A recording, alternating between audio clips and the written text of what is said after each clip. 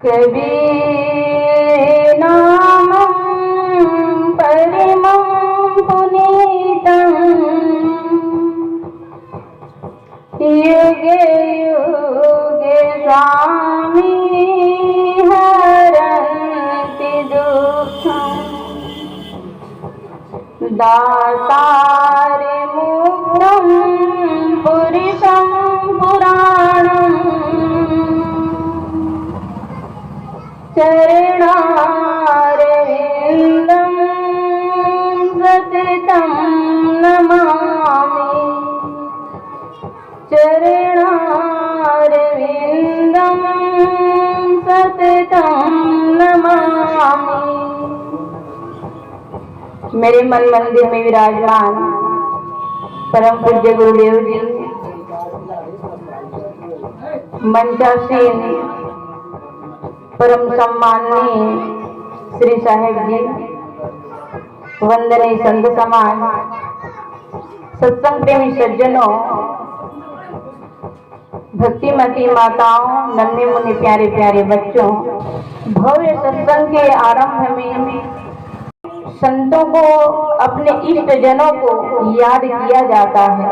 सत्संग क्यों किया जाता है? सत्संग से क्या लाभ मिलता है?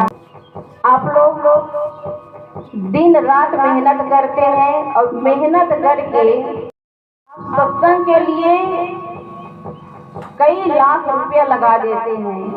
माइक, टेंट, ये सब में, भोज भंडारा में काफी धन खर्च करते हैं। इससे लाभ क्या मिलता है? सत्संग केवल मानव जीवन में ही कर सकते हैं। पशु पक्षी, कीड़ा मकोड़ा, जितने भी जीव जंतु है, वहां पे सत्संग का कोई महत्व नहीं है। मनुष्य जीवन ही एक ऐसा जीवन है, जैसा हम जीना चाहें वैसे जी सकते हैं। सत्संग कराने वाले हमारे भक्तों से यही निवेदन करते हैं, आप लोगों के माध्यम से दुनिया को तो लाभ, लेकिन भक्त जन हैं, ये लोग कम से कम अपने घर में शुद्धता और सफाई पर ध्यान दें। कार्यकर्ता ही हाथ में माखूर लिए, बीड़ी लिए, गले में कंठी, लेकिन खा रहे हैं क्या? जब आप सत्संग में आते हैं, संतों से जुड़े हुए हैं, तो गांव समाज में आपकी क्या प्रतिभा होगी, क्या छवि होगी? कम से कम जो भी संतों से जुड़े हुए हैं, जो भक्त जन हैं, उनका खान पान बिल्कुल सुधार होना चाहिए और मोटा दोष, गाली गलौज कभी ना हो। किसी भी परिस्थिति में जो भी अगर भक्त है, जो भी सज्जन है, कोई भी परिस्थिति में अपने घर परिवार या पड़ोसी, कोई भी विवाद की जगह में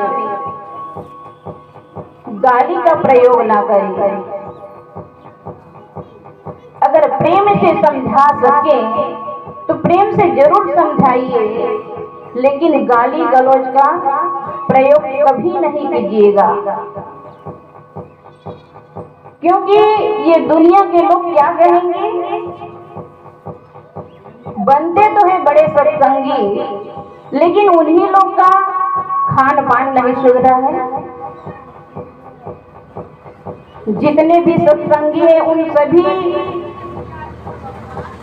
सज्जनों के घर में, माताओं के घर में, उनके किचन में देखते हैं तो क्या देखते हैं?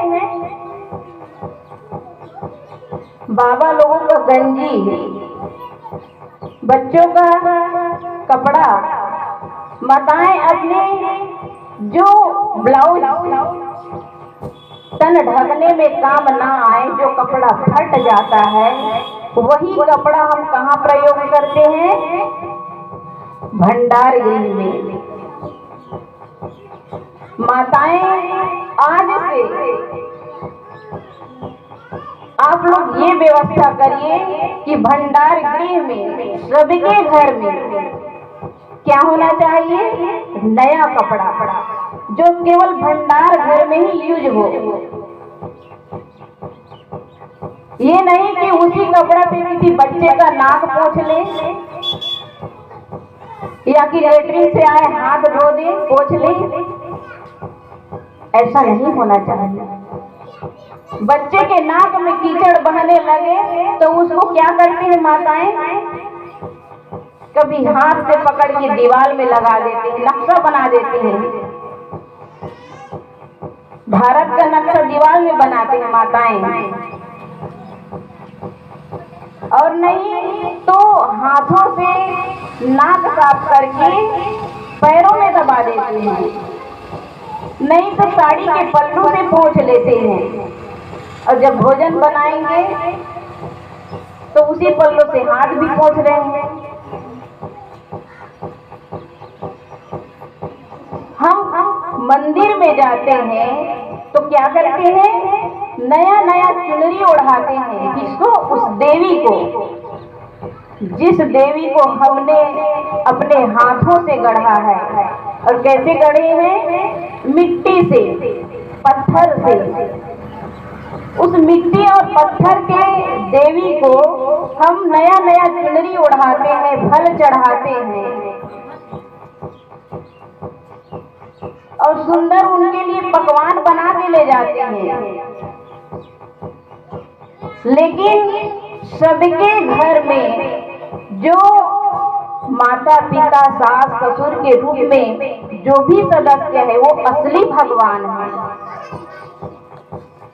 ये हमारी माताएं असली देवी हैं, जो हम लोगों को 9-9 महीना गर्भ में रख कर कितना कष्ट से वो हम सबको जन्म दिए, इतना कष्ट से हमारा पालन पोषण योग्य बनाए, अपने पैरों में खड़ा होना सिखाए। उस माँ के लिए क्या साल भर में उसे एक कपड़ा मिलता है? साल भर में दिवाली, यदि माँ का सेवा करना है तो असली माँ जो जन्म देने वाली हमारी माताएं हैं, इन माताओं के लिए आप प्रातः उठ करके इनका चरण वंदन करिए। आप जो करेंगे वही बच्चे भी सोचते हैं कि हमारा बच्चा हमारा सेवा करे, सत्कार करे, सम्मान करे। क्या हम अपने बड़ों के साथ ऐसा व्यवहार कर रहे हैं?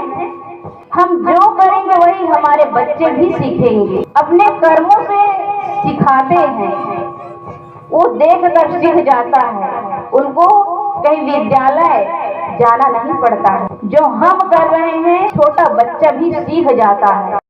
हम साफ सफाई पर इतना ध्यान रखें। माताएं झाड़ू लगाती है तो झाड़ू लगा के जो भी चींटी है, कीड़ा मकोड़ा छोटा छोटा, उसको कहाँ रख देते हैं? जहाँ पर आग जल रही हो, जहाँ भोजन बना रहे हैं, वहाँ आग में झोंक देते हैं। ये जीव को मारना पाप है। माताओं के बाल में जूं हो जाता है, उसको क्या करते हैं? निकाल के नाखून से उसे दबा के मार देते हैं। ये पाप नहीं है? आज तक सत्संग करते आए हैं, अभी तक जीव हत्या नहीं छूटा है। फिर हमारे सत्संग सुनने से, सत्संग कराने से क्या लाभ मिल रहा है? आप धन तो खर्च कर रहे हैं, धन खर्च करने से धर्म नहीं हो जाता है। धन को खर्च करिए, लेकिन जो सत्संग में बातें बताई जा रही है उसे जीवन में उतारिए। जब तक कि हम जीवन में नहीं उतारेंगे तब तक सत्संग कराने से, केवल नाम चलाने से हमारा कल्याण होने वाला कभी नहीं है। तो माताएं सफाई पर ध्यान रखें, नया कपड़ा अपने अपने भंडार गृह में जरूर रखें।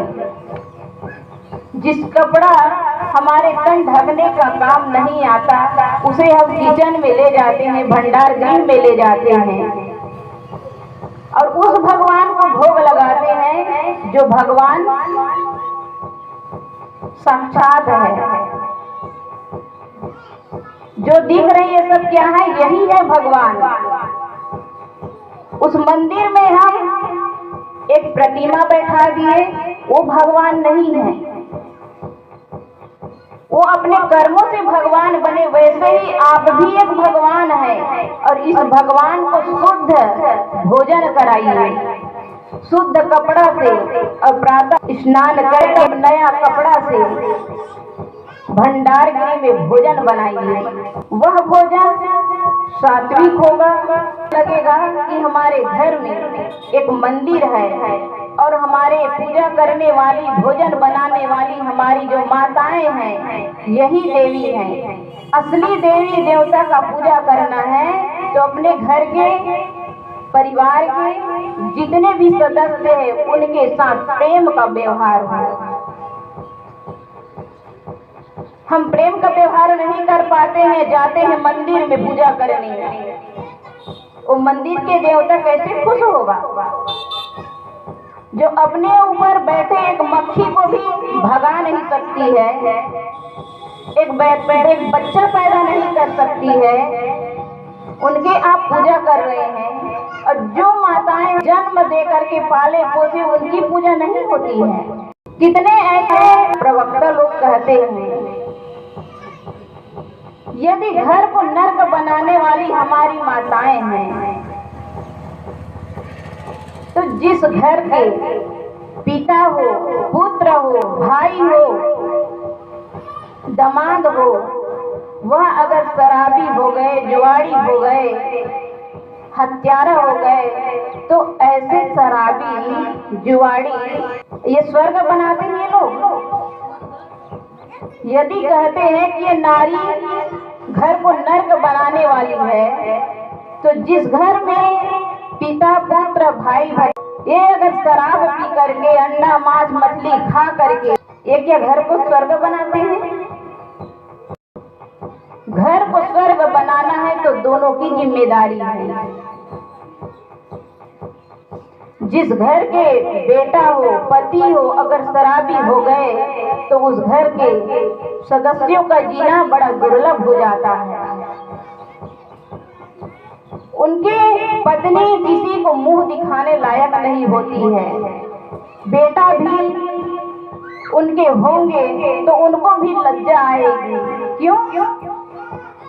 एक शराबी के संतान कहलाने में।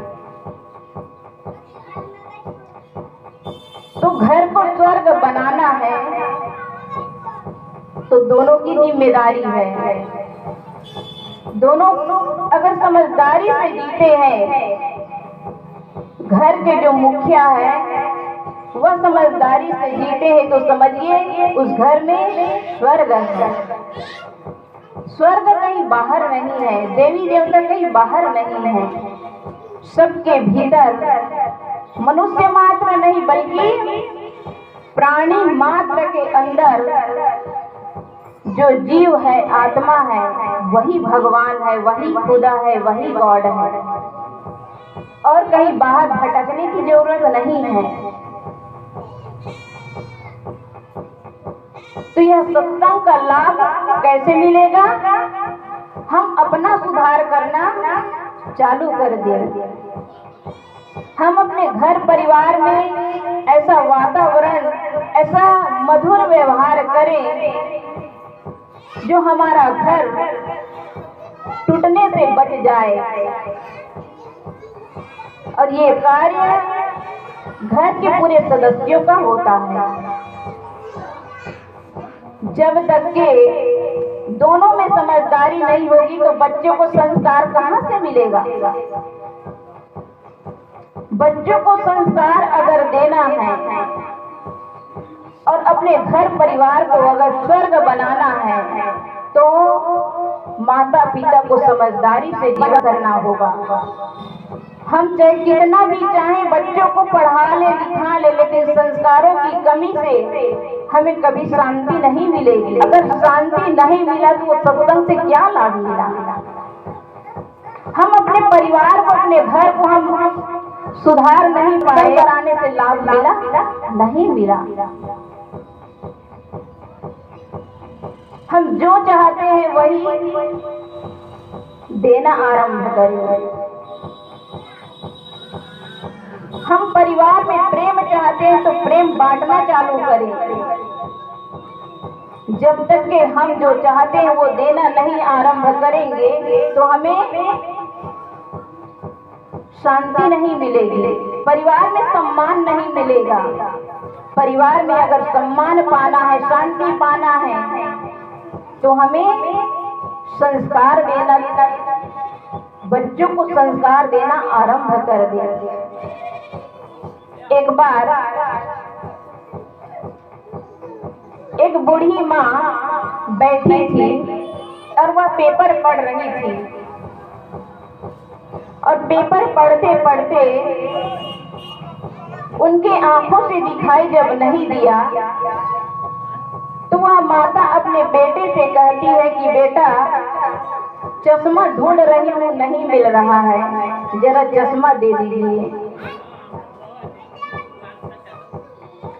वह बेटा डाइनिंग टेबल में बैठा था, उठा और जाके उनको पास में टीवी था, वही पास में रखा था चश्मा, लाया और माँ को देते हुए कहा कि माँ, आपका चश्मा सामने रखा है, आपका आंख दिखता नहीं है। तब माँ कहती है, बेटा मैं बूढ़ी हूँ, आंख दिखाई नहीं दिया, लेकिन इस चश्मा को देने के लिए आपको बहुत बहुत धन्यवाद बेटा। तब थोड़े देर के बाद वह लड़का को ड्यूटी जाना था और डाइनिंग टेबल में अपना नाश्ता किया और जाने के लिए जैसे तैयार होता है तभी अपने पत्नी से कहते हैं कि सुनो जी, मेरे बेल्ट देखे हैं क्या। तब उसकी पत्नी जवाब देते, इससे पहले उनका बेटा, छोटा सा 5 साल का बेटा, गया अपने बेडरूम में और जा करके अपने पापा का बेल्ट देते हुए कहा, पापा आपका बेल्ट सामने रखा है, आपका आंख फूट गया है, आपको दिखाई नहीं देता है। सज्जनों, ये संस्कार हमने दिया, उनके माता पिता बड़े दुखी हुए। एक छोटा सा बच्चा कैसा जवाब दे रहा है।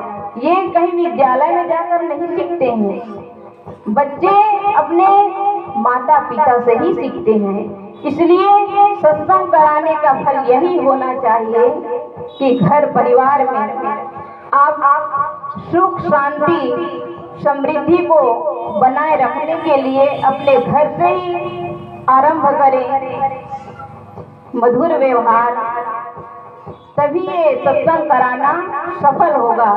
बस इन्हीं शब्दों के साथ मैं अपने वाणी को विराम देती हूँ। बोलिए सद्गुरु कबीर साहेब की जय।